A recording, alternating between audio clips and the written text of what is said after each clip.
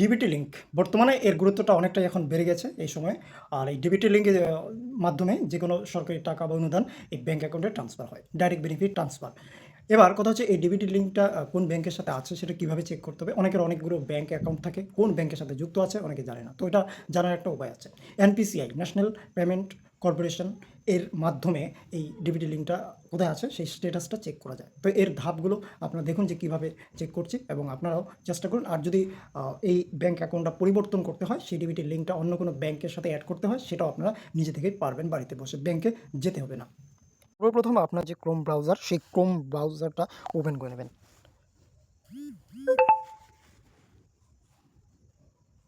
Chrome browser open করার পর search করবেন।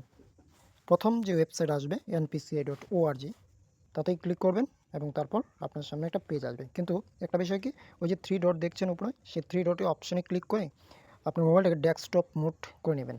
এই যে 3 ডট অপশান, আর এই যে দেখুন নিচে লেখা রয়েছে ডেস্কটপ সাইট, যেখানে টিক মার্ক রয়েছে, আপনাদের এটা করে নেবেন।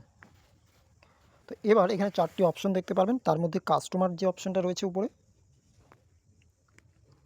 দেখুন, এই যে কাস্টমার একটা অপশন রয়েছে, এই কাস্টমার অপশনে ক্লিক করবেন। তারপর এই যে দেখুন এখানে রয়েছে ভারত আধার শেডিং এনেবল, তো এখানে ক্লিক করার পর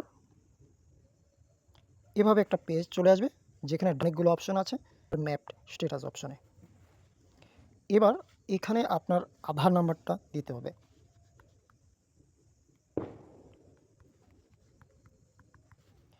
এই জায়গায় এই যে ক্যাপচা কোডটা দেখছেন, এটাই আপনি দেখে দেখে বসিয়ে দেবেন।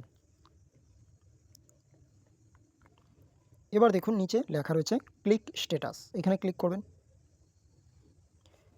আপনার যে আধারের সাথে মোবাইল নাম্বার লিঙ্ক রয়েছে, সেখানেই একটা মেসেজ চলে যাবে। 7 মিনিটের মধ্যে করতে হবে। অনেক সময় মেসেজ আসতে দেরি হয়, তো একটু অপেক্ষা করতে হবে।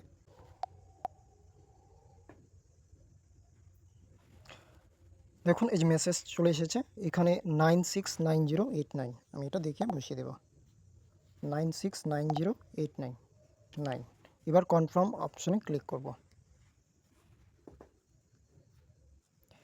আমার এখান থেকে আর নিচ্ছে না, কারণ আমি অনেক কয়েকবার চেষ্টা করেছি। আপনারা যখন এটা ক্লিক করবেন, তারপর আপনাদের সামনে কিন্তু ভেসে আসবে সম্পূর্ণ ডিটেলস, যেখানে আপনার আধার নাম্বার, আপনার নাম সব কিছুই থাকবে, এবং যে অ্যাকাউন্টটা যুক্ত আছে সেই অ্যাকাউন্টের নামটাও লেখা থাকবে। পরবর্তী সময়ে আপনি যদি চান সেই অ্যাকাউন্টটা পরিবর্তন করতে পারেন, এটাও এখান থেকেই হয়ে যাবে।